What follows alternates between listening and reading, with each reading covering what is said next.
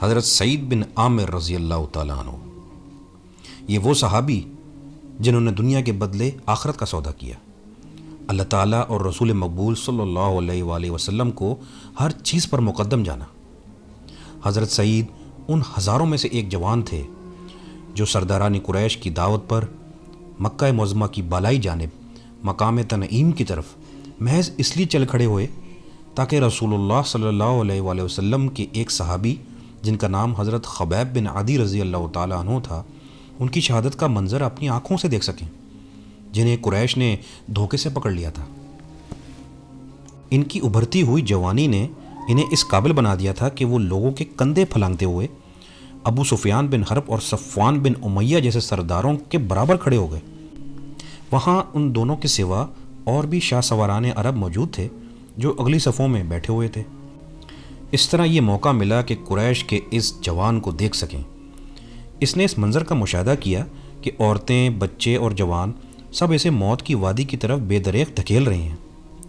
ان کا مقصد یہ تھا کہ وہ اس صحابی رسول صلی اللہ علیہ وآلہ وسلم کو شہید کر کے حضرت صلی اللہ علیہ وآلہ وسلم سے انتقام لیں اور یوں بدر کے مقتولین کی رسوائی کا بدلہ چکائیں۔ جب یہ ہجوم اپنے اس قیدی کو لے کر اس مقام پر پہنچا جو پہلے سے اس کی شہادت کے لیے متعین تھا، تو اس مرحلے پر طویل القامت نوجوان سعید بن عامر رضی اللہ تعالیٰ عنہ نے، جو اس وقت تک اسلام نہیں لائے تھے، حضرت خبیب رضی اللہ تعالیٰ عنہ کی طرف نظر دوڑائی۔ سرداران قریش اسے کشاں کشاں تختہ دار کی طرف لے جا رہے تھے۔ اس نے عورتوں اور بچوں کی چیخ و پکار اور شور میں ایک پروقار اور پرسکون آواز سنی۔ حضرت خبیب رضی اللہ تعالیٰ عنہ فرما رہے تھے، اگر تمہارے لیے ممکن ہو تو تم مجھے مرنے سے پہلے 2 رکعت نماز پڑھنے کی مہلت دو۔ پھر سعید بن عامر رضی اللہ تعالیٰ عنہ نے دیکھا کہ حضرت خبیب رضی اللہ تعالیٰ عنہ کعبے کا رخ کیے 2 رکعت نماز پڑھ رہے ہیں۔ یہ 2 رکعتیں کیسی تھیں، کتنی حسین، کتنی مکمل کہ کیا کہنے۔ اس کے بعد اس نے دیکھا کہ قوم کے سرداروں کی طرف منہ کر کے حضرت خبیب رضی اللہ تعالیٰ عنہ یہ کہہ رہے ہیں، باخدا اگر مجھے اس بدگمانی کا اندیشہ نہ ہوتا کہ تم کہیں یہ نہ سمجھ بیٹھو کہ میں نے نماز کو موت کے ڈر سے طوالت کر دی ہے، تو میں نماز میں اور زیادہ وقت صرف کرتا۔ پھر اس نے سرداران قریش کو اپنی آنکھوں سے دیکھا کہ وہ حضرت خبیب رضی اللہ تعالیٰ عنہ کا زندہ حالت میں مسلح کر رہے ہیں، یعنی یہ لوگ ان کے جسم کا ایک ایک عضو یکے بعد دیگرے کاٹ رہے ہیں اور کہہ رہے ہیں، کیا تمہیں یہ پسند نہیں کہ تمہاری جگہ حضرت محمد صلی اللہ علیہ وآلہ وسلم ہو، نعوذ باللہ، اور تم اس تکلیف سے بچ جاؤ؟ ان کا اس حالت میں کہ خون کے دھارے جسم سے پھوٹ رہے تھے جواب یہ تھا، خدا کی قسم مجھے یہ قطعاً پسند نہیں کہ میں اپنے اہل و عیال میں امن اور چین سے رہوں اور محمد صلی اللہ علیہ وآلہ وسلم کو ایک کانٹا بھی چبھے۔ پھر جناب سعید بن عامر رضی اللہ تعالیٰ عنہ نے دیکھا کہ لوگ فضا میں ہاتھ ہلا ہلا کر اور بآواز بلند کہہ رہے ہیں، اسے مار ڈالو، اسے مار ڈالو۔ اس کے بعد انہوں نے حضرت خبیب رضی اللہ تعالیٰ عنہ کو دیکھا کہ وہ تختہ دار پر اپنی نظریں آسمان کی طرف اٹھائے ہوئے اللہ تعالیٰ سے یہ التجا کر رہے ہیں، الہی ان سب ظالموں کو شمار کر لے اور انہیں تباہی کا مزہ چکھا اور ان میں سے کسی کو معاف نہ کر۔ یہ کہہ کر انہوں نے زندگی کی آخری سانس لی۔ یہ وہ لمحہ تھا جب ان کا جسم تلواروں اور نیزوں کی ضربات سے چور تھا اور اتنے زخم کھا چکا تھا کہ جن کا شمار نہیں کیا جا سکتا۔ قریش بالآخر مکہ واپس لوٹ آئے اور اس کے بعد پیش آنے والے بڑے بڑے سنگین مارکوں کے نرغے میں حضرت خبیب رضی اللہ تعالیٰ عنہ اور ان کے واقعہ شہادت کو یکسر بھلا بیٹھے، لیکن اس نوجوان سعید بن عامر رضی اللہ تعالیٰ عنہ کے دل پر ایک لہجے کے لیے بھی حضرت خبیب رضی اللہ تعالیٰ عنہ کی شہادت کا منظر محو نہ ہوا۔ چنانچہ یہ جب بھی سوتے خواب میں یہ منظر برابر دکھائی دیتا اور بیدار ہوتے تو چشم خیال میں یوں محسوس ہوتا جیسے تختہ دار کے آگے حضرت خبیب رضی اللہ تعالیٰ عنہ پورے اطمینان کے ساتھ 2 رکعت نماز ادا کر رہے ہیں۔ یہی نہیں بلکہ ان کی پردرد آواز جیسے ان کے کانوں میں گونج رہی ہو اور وہ قریش کے خلاف بدعا میں مصروف ہو، اور اس خیال سے ان کا کلیجہ دہل جاتا کہ کہیں آسمان کا کڑکا ان کو نہ آ پکڑے اور آسمان سے پتھر گر کر ان کو نہ تباہ کر دیں۔ حضرت خبیب رضی اللہ تعالیٰ عنہ نے جام شہادت نوش کر کے جناب سعید کو وہ کچھ سکھا دیا جس کا انہیں پہلے قطعی علم نہ تھا۔ انہیں سکھایا کہ حقیقی زندگی عقیدہ اور عقیدے کی راہ میں مسلسل جہاد کرنے کا نام ہے۔ دوسری بات جو اس واقعے سے انہوں نے سیکھی وہ یہ تھی کہ پختہ اور محکم ایمان ایسے عجیب و غریب کردار کو جنم دے سکتا ہے جو عام حالات میں ظہور پذیر نہیں ہوتے۔ علاوہ ازیں انہیں اس حقیقت کا بھی احساس ہوا کہ وہ شخص جس سے اس کے رفقا اس درجے محبت رکھتے ہیں کہ اس پر جان نچھاور کر دیں۔ بلا شبہ اللہ سبحانہ تعالیٰ نے سعید بن عامر رضی اللہ تعالیٰ عنہ کا سینہ اسلام کے لیے کھول دیا۔ چنانچہ بسر مجمع انہوں نے یہ اعلان کر دیا کہ میں سر تسلیم خم کرتا ہوں، میں آج سے مسلمان ہوں۔ حضرت سعید بن عامر رضی اللہ تعالیٰ عنہ نے مکے کی سکونت ترک کر کے مدینہ منورہ کی جانب ہجرت کی اور رسول اللہ صلی اللہ علیہ وآلہ وسلم کی رفاقت اور صحبت میں رہنے لگے۔ خیبر اور اس کے بعد ہونے والے غزوات میں شرکت کا شرف حاصل کیا۔ جب نبی اکرم صلی اللہ علیہ وآلہ وسلم نے اپنے رب کے جوار رحمت کی طرف کوچ کیا، اس وقت آپ صلی اللہ علیہ وآلہ وسلم حضرت سعید بن عامر رضی اللہ تعالیٰ عنہ سے ان کی خدمات کی وجہ سے خوش تھے۔ آپ کے بعد حضرت ابو بکر رضی اللہ تعالیٰ عنہ اور حضرت عمر رضی اللہ تعالیٰ عنہ کے ہاتھوں میں حضرت سعید بن عامر برہنہ شمشیر بن کر رہے اور ایسی زندگی بسر کی جو مسلمانوں کے لیے کردار کا نادر نمونہ ثابت ہوئی، جنہوں نے دنیا کو بیچ کر آخرت کا سودا کیا اور اللہ تعالیٰ کی رضا جوئی کو اپنی خواہشات کے مقابلے میں مقدم جانا۔ رسول اقدس صلی اللہ علیہ وآلہ وسلم کے یہ دونوں خلفاء حضرت سعید بن عامر رضی اللہ تعالیٰ عنہ کی صداقت اور تقوی کو خوب جانتے تھے، لہٰذا ان کی نصیحتوں کو غور سے سنتے اور ان کی ہر بات پر کان دھرتے۔ جناب سعید بن عامر رضی اللہ تعالیٰ عنہ حضرت عمر رضی اللہ تعالیٰ عنہ کے پاس اس وقت تشریف لائے جب وہ مسند خلافت پر فروکش ہوئے ہی تھے۔ آپ نے فرمایا، اے عمر، میں تمہیں اس بات کی وصیت کرتا ہوں کہ لوگوں کے معاملے میں اللہ تعالیٰ سے ڈرتے رہنا اور اللہ تعالیٰ کے بارے میں لوگوں سے کبھی نہ ڈرنا، اور یہ کہ تمہارے قول اور فعل میں تضاد کبھی نہ ہونا چاہیے، اس لیے کہ انسان کی بہترین گفتار وہی ہوتی ہے جس کی تصدیق اس کا کردار کرے۔ اے عمر، اللہ سبحانہ و تعالیٰ نے جن مسلمانوں کو تمہیں نگران بنایا ہے ان کے معاملات کی طرف خصوصی دھیان دیتے رہنا، ان کے لیے وہی پسند کرنا جو خود تمہیں اپنے اور اپنی اولاد کے لیے پسند ہو، اور ان کے لیے ہر اس چیز کو ناپسندیدگی کی نظر سے دیکھنا جو خود تمہیں اپنی ذات اور اپنے اہل و عیال کے لیے ناپسند ہو۔ شدائد کا سامنا کرنے سے نہ گھبرانا اور رائے حق پر مضبوطی سے جمے رہنا، اور حق کی راہ میں کسی بھی ملامت کرنے والے کی ملامت کو خاطر میں نہ لانا۔ حضرت عمر رضی اللہ تعالیٰ عنہ نے فرمایا، سعید، بھلا کس میں یہ ہمت ہے کہ ان ذمہ داریوں سے عہدہ برا ہو سکے؟ حضرت سعید رضی اللہ تعالیٰ عنہ نے فرمایا، آپ اس کے اہل ہیں، آپ ان لوگوں میں سے ہیں جن کو اللہ تعالیٰ نے امت محمدیہ صلی اللہ علیہ وآلہ وسلم کی نگرانی کا فریضہ سونپا ہے۔ آپ ایک ایسے شخص ہیں کہ اللہ تعالیٰ کے ہاں آپ سے زیادہ اور کوئی اس کا مستحق نہیں۔ اس مرحلے پر حضرت عمر رضی اللہ تعالیٰ عنہ نے جناب سعید رضی اللہ تعالیٰ عنہ کو اپنی نصرت اور تائید کے لیے دعوت دی اور فرمایا، اے سعید، ہم تمہیں علاقہ حمص کا گورنر مقرر کرتے ہیں۔ انہوں نے اس کے جواب میں فرمایا، اے عمر، اللہ کا واسطہ ہے، مجھے اس آزمائش میں مت ڈالیے۔ حضرت عمر رضی اللہ تعالیٰ نے اس پر خفا ہو کر فرمایا، بڑے افسوس کی بات ہے کہ تم نے خلافت کا بار تنہا میری گردن پر ڈال دیا اور خود اس سے الگ تھلگ ہونے کی کوشش کر رہے ہو۔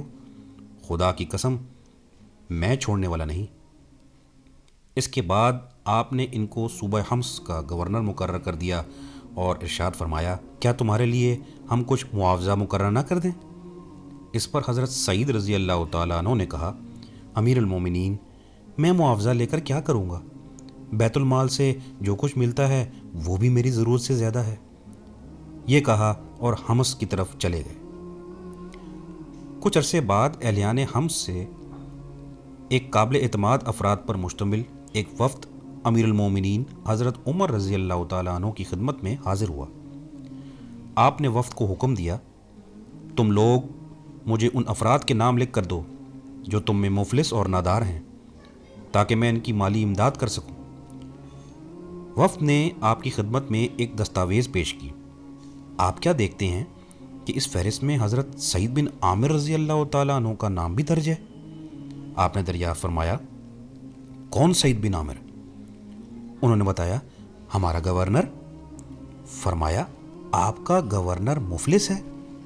انہوں نے کہا، جی ہاں، خدا کی قسم، کئی دن ان کے چولہے میں آگ نہیں جلتی۔ یہ سننا تھا کہ حضرت عمر رضی اللہ تعالیٰ عنہ بے اختیار رو پڑے، اور اتنا روئے کہ آپ کی داڑھی مبارک آنسوؤں سے تر ہو گئی۔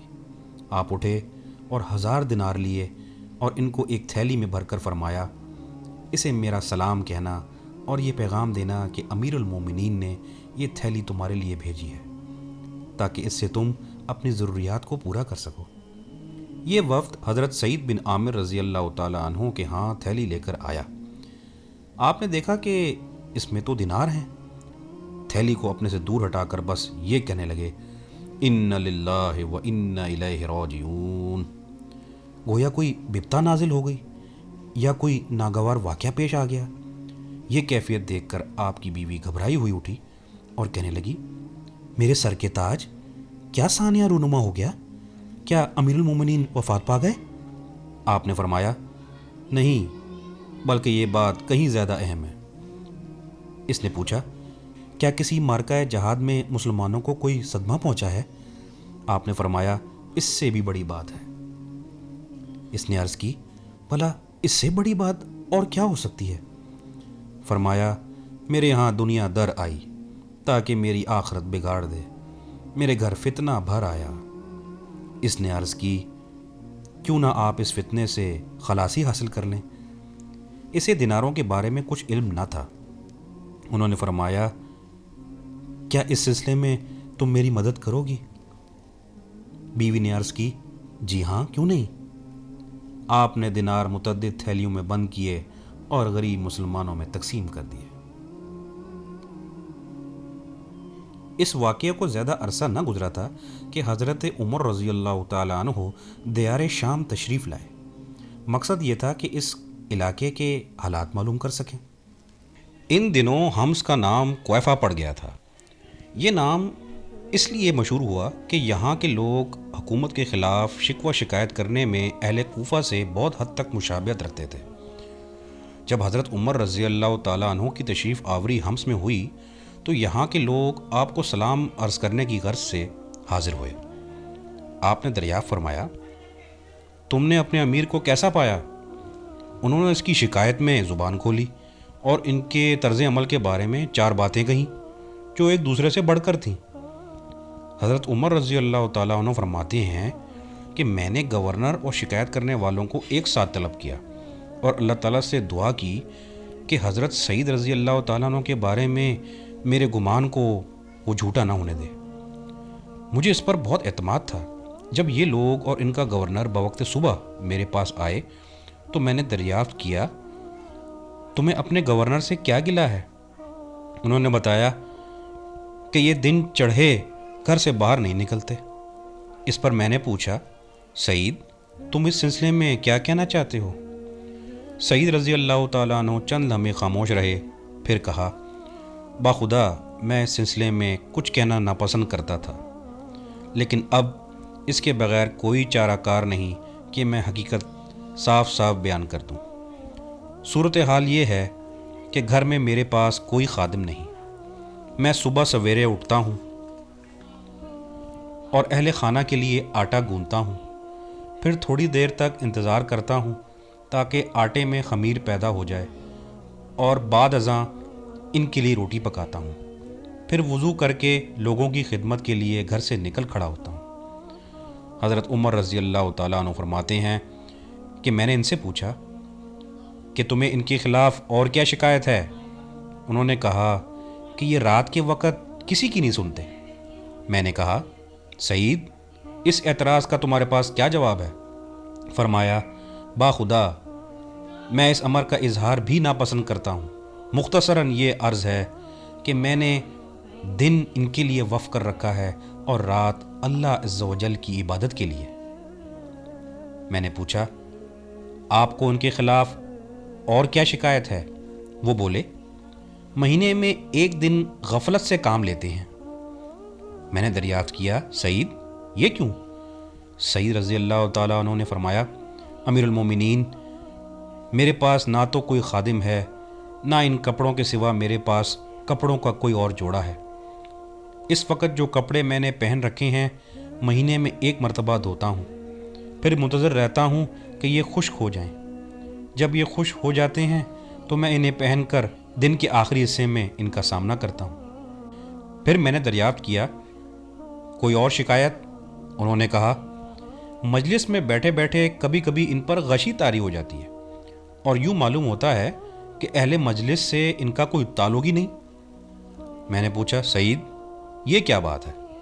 سعید رضی اللہ تعالیٰ عنہ نے کہا میں نے حضرت خبیب بن عدی رضی اللہ تعالیٰ عنہ کی شہادت کا منظر بچشم خود دیکھا ہے۔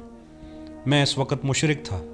میں نے دیکھا کہ قریش اس کی بوٹیاں کاٹ رہے ہیں اور کہہ رہے ہیں کیا تجھے یہ بات پسند ہے کہ تمہاری جگہ حضرت محمد صلی اللہ علیہ وآلہ وسلم ہوں؟ حضرت خبیب رضی اللہ تعالیٰ عنہ جواب میں کہتے ہیں اللہ کی قسم میں یہ ہرگز پسند نہیں کرتا کہ میں تو اپنے اہل و عیال میں اطمینان سے رہوں اور حضرت محمد صلی اللہ علیہ وآلہ وسلم کے جسم میں ایک کانٹا بھی چبھنے پائے۔ جب بھی وہ دن مجھے یاد آتا ہے سوچ میں پڑ جاتا ہوں کہ میں نے اس دن ان کی مدد کیوں نہ کی۔ ڈرتا ہوں کہ شاید اللہ تعالیٰ میرا یہ جرم معاف نہ کرے۔ اس کے بعد مجھ پر غشی طاری ہو جاتی ہے۔ یہ سنا تو حضرت عمر رضی اللہ تعالیٰ عنہ نے ارشاد فرمایا اللہ کا شکر ہے جس نے سعید رضی اللہ تعالیٰ عنہ کے بارے میں میرے حسن ظن کو غلط ثابت نہ کیا۔ اس کے بعد آپ نے 1000 دینار بھیجے تاکہ ان سے اپنی ضروریات پوری کر لیں۔ جب یہ دینار حضرت سعید بن عامر رضی اللہ تعالیٰ عنہ کی بیوی نے دیکھے تو کہہ اٹھی کہ اللہ کا شکر ہے کہ جس نے ہمیں آپ کی خدمت سے بے نیازی بخشی۔ ہمارے لیے ضروریاتی اشیاء خرید لیجئے اور گھر کے کام کاج کے لیے ایک خادم رکھ لیجئے۔ اس پر آپ نے بیوی سے فرمایا میں تجھے وہ چیز نہ دوں جو اس سے بھی بہتر ہو؟ بیوی نے کہا بھلا وہ کیا؟ فرمایا یہ دینار ہم اسی کو لوٹا دیں جو ہمارے پاس لایا ہے، ہم ان دیناروں سے کہیں زیادہ اس کے محتاج ہیں۔ بیوی نے کہا وہ کون؟ فرمایا کیوں نہ ہم اللہ تعالیٰ کو قرض حسنہ دیں؟ بیوی نے عرض کی آپ نے بجا ارشاد فرمایا اللہ تعالیٰ آپ کو جزائے خیر عطا فرمائے۔ آپ نے اسی مجلس میں دیناروں کو مختلف تھیلیوں میں رکھا اور اپنے اہل خانہ میں سے ایک شخص کو حکم دیا کہ جاؤ فلاں کی بیوی، فلاں کے یتیم بچوں اور فلاں خاندان کے مساکین اور فلاں قبیلے کے محروموں میں تقسیم کرو۔ اللہ تعالیٰ نے حضرت سعید بن عامر رضی اللہ تعالیٰ عنہ کو سند رضا سے نوازا۔ آپ ان لوگوں میں سے تھے جو دوسروں کو اپنی ذات پر ترجیح دیتے ہیں چاہے خود گھاٹے میں رہیں۔